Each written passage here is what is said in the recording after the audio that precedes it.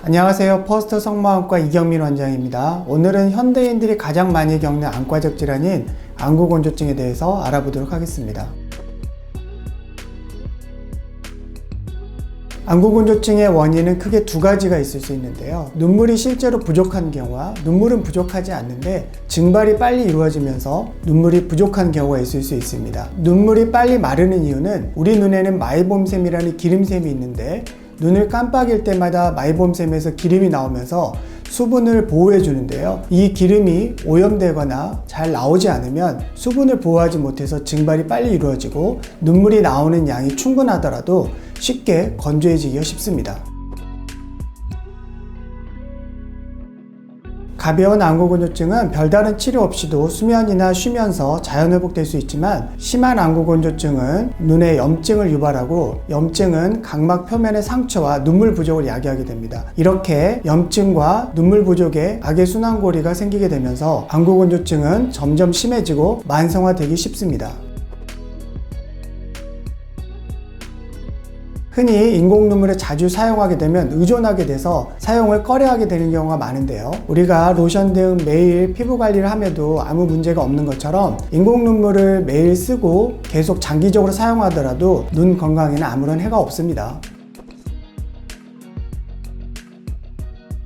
찬바람이 불 때 눈이 시리면서 눈물이 나는 증상은 증발형 안구건조증의 대표적인 증상인데요. 눈물이 부족하진 않지만 바람에 의해서 눈물이 마르게 되고 이로 인한 자극 증상 때문에 눈물이 나오게 됩니다. 이는 일반적으로 마이봄샘의 기능 이상으로 인한 기름층의 불안정성 때문에 생기는 건데요. 고농도의 인공 눈물은 바람에 의해 증발이 적게 일어나므로 눈의 자극 증상에 의한 눈물 분비를 완화시킬 수 있습니다. 인공 눈물을 사용했을 경우에는 효과는 즉시 나타나지만 20-30분 뒤면 다시 건조증을 느끼게 됩니다. 따라서 원인에 따른 치료가 필요한데요. 눈물이 부족한 경우에는 가습기로 실내 습도를 높이는 게 도움이 되고 이뇨작용이 있는 커피의 섭취를 줄이고 물을 많이 마시는 게 좋습니다. 눈물의 분비량은 충분한데 증발 때문에 건조한 경우에는 대부분 마이봄샘의 기능 이상이 있는 경우가 많기 때문에 옴찜질이나 IPL 등 마이봄샘 기능 이상을 치료하는 게 도움이 됩니다.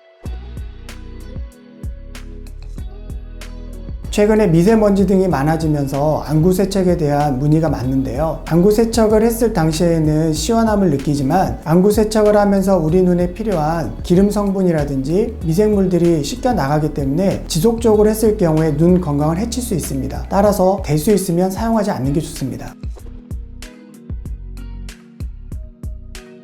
증발형 안구건조증인 경우에는 대부분 마이봄샘의 기능 이상이 생기는데요. 마이봄샘의 기능 이상이 생기는 원인은 노화에 의해서 기름샘의 입구가 좁아지거나 정상적으로 눈물층을 보호해주지 못하기 때문에 빨리 마르게 되면서 눈물이 부족하게 되는데요. 옴찜질은 마이봄샘의 기름을 녹이고 입구를 열어줘서 마이봄샘의 기능을 활성화시키기 때문에 증발형 안구건조증에는 인공 눈물의 사용보다 온찜질 등 마이봄샘 관리가 훨씬 더 중요합니다. IPL은 과거에 피부과에서 많이 사용한 빛을 이용한 레이저인데요. 최근엔 IPL이 마이봄샘 기능 이상에 효과적인 걸로 알려져서 안과에서 많이 사용되고 있습니다. IPL은 빛 에너지를 이용해서 마이봄섬까지 열을 전달해서 마이봄샘의 기름을 녹이게 되고 이로 인해서 마이봄샘 기능이 활성화됩니다. 또한 안구건조증이 만성화된 경우에는 마이봄샘 주변에 나쁜 혈관들이 생기게 되는데요. IPL의 빛 에너지를 이용하면 마이봄샘의 기름에 열을 전달해서 이 나쁜 혈관들을 줄이는 데 도움이 됩니다. 따라서 IPL이 마이봄샘 기능 이상이나 염증에 의한 안구건조증인 경우에 기존의 치료에 비해서 훨씬 효과적일 수 있습니다.